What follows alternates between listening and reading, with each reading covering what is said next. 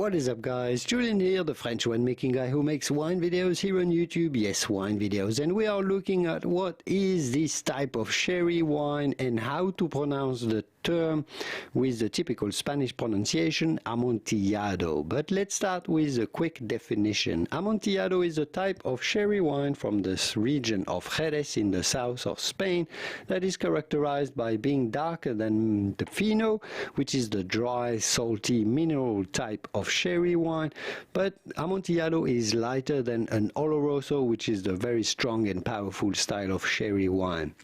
An Amontillado starts his life as a fino under a layer of flor in barrel that protects it from over-oxidation, but then the flor drops and Amontillado continues its life a little bit like an oloroso, but that is aged and oxidized less. Therefore, Amontillado has this lighter style and not as strong as an oloroso. So how do you go about pronouncing this with the typical Spanish pronunciation? Well, pretty straightforward.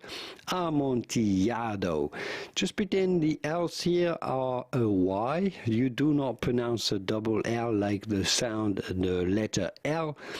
In Spanish, when there's a double L, you just say Amontillado, Amontillado, and un vino Amontillado de Jerez.